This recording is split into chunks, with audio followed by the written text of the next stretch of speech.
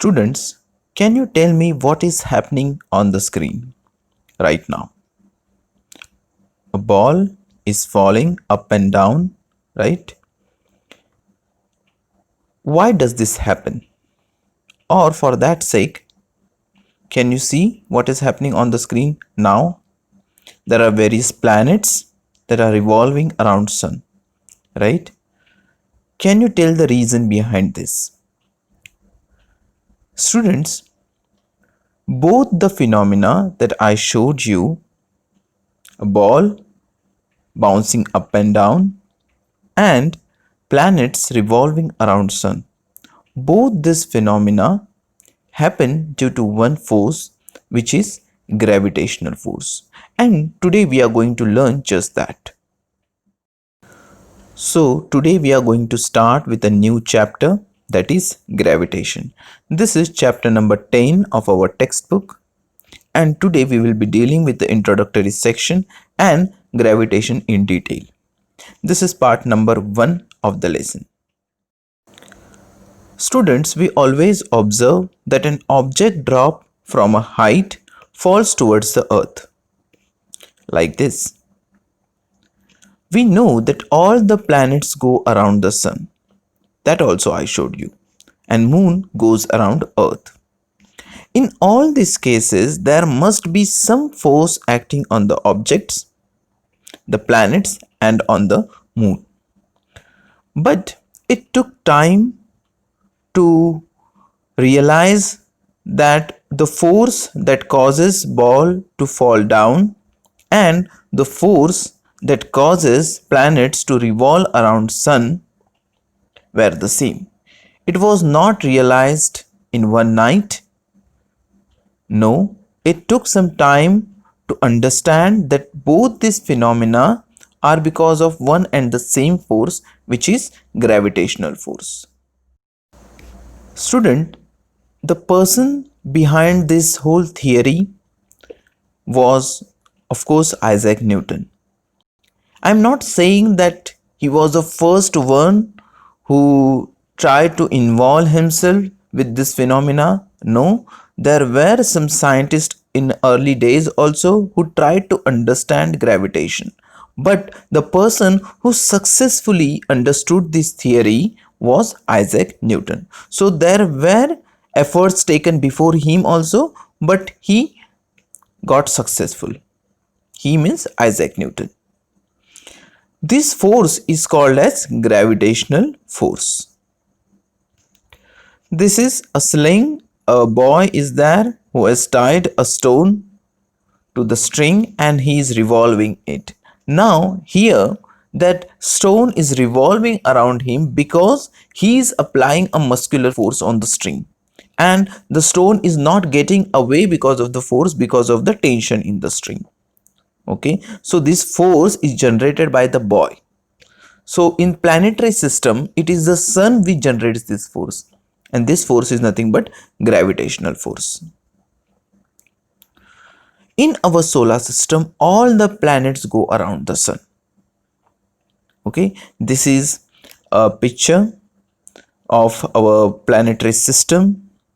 I know these are not up to the scale, but still they have tried to at least give us an idea of the sizes of the planets compared to the sun. So here, over here, you will see there is Mars. Here there is our own Earth. Then there is Venus and Mercury. So Earth is at third position. And compared to Jupiter or Saturn planets, or even for that sake Uranus and Neptune, we are very small. And compared to Sun, we are too small, just too small. So in solar system, planets revolve around sun. Why? I already told, it is because of gravitational force. So by arguing the same way, we can say that there exists a force between sun and the planets. From the above facts, Newton concluded that not only does Earth attracts an apple and the moon, but all the objects in the universe attract each other. See, so he was the first one to realize this, that not only Earth applies this force, all the planets, all the heavenly objects apply this force. This force of attraction between objects is called as gravitational force. Okay, so if I want to put it in one sentence, I will say that each and every object which has a mass applies gravitational force. Now the question arises, why don't we feel gravitational force amongst ourselves? Even we have masses, right? Though compared to Earth it is less, I know it is maybe on an average we have 60 kg of weight or mass. And then why don't we object smaller objects which even has a mass? Why don't they revolve around us? Students, the reason behind this is Earth's gravitational force is so much. Earth's mass is 6 into 10 raised to 24 kgs. It means that 6 and put 24 zeros after it. That much kg of mass Earth has. Whereas we, on the other hand, we have only 6 and 1 zero above. So at the most 100 kg, not above that. There might be some exceptions, but compared to Earth, it is very less. And when it is less, the Earth's gravitational force becomes so strong that our gravitational force becomes ignorable. It becomes trivial. It becomes small compared to gravitational force of Earth. So we don't feel any gravitational force of our own. Okay, we don't see person revolving around us, right? So now it's time to study universal law of gravitation, which was proposed by Sir Isaac Newton. Let us see the law. Every object in the universe, I repeat, every object in the universe, including us, attracts every other object with a force which is proportional to the product of their masses and inversely proportional to the square of the distance between them. So just now I said that every object which has a mass applies this kind of force, and how much force it applies, it is directly proportional to product of their masses and inversely proportional to square of the distance between them. So here if I consider two objects, object A and object B, and suppose object A has mass capital M and object B has small m, then what will be the gravitational force between them? The force is along the lining joining the centers of the two objects.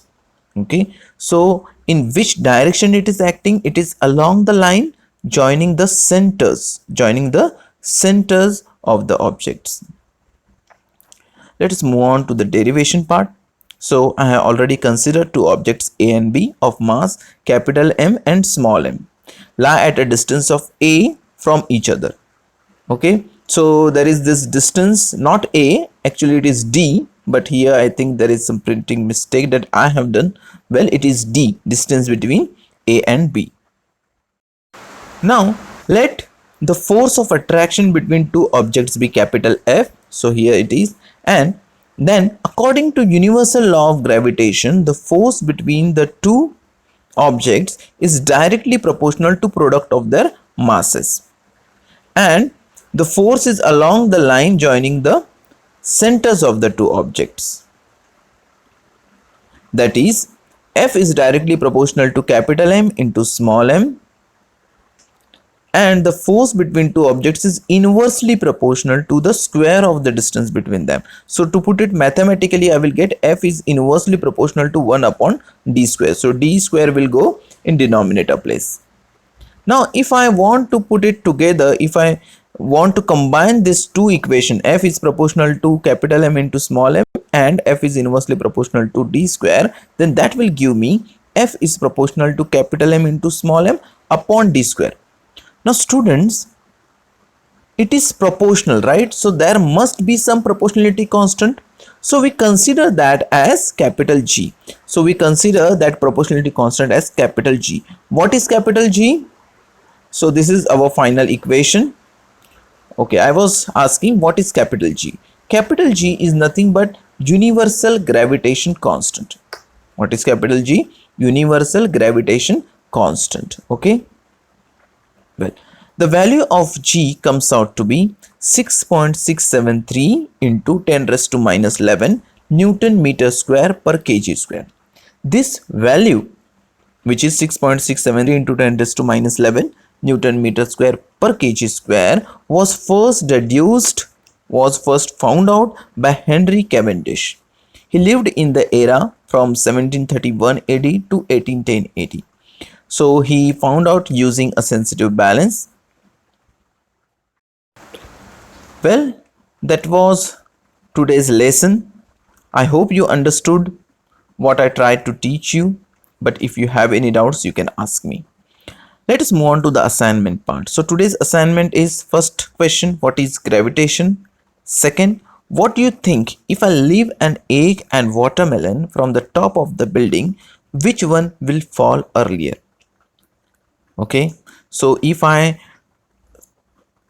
just leave egg and watermelon, you know egg is very small, and compared to watermelon its mass is also very less. So if I leave these two objects from the top of the building, which one will fall earlier? That is my question. Well, next question is: derive relation for Newton's law of gravitation. You have to derive the relation for Newton's law of gravitation. And the last question is: what is the value of universal gravitation constant? All these questions we have already discussed, except second question. Second question I have not discussed, but you have to use your knowledge. Okay, well, I'm going to answer that also, but in the next session. Well, that was all for today. If you have any doubts, as I said, you can put your comments in comment box. Okay, in the next session we will be learning new topics from the lesson. Until then, take care. Bye bye.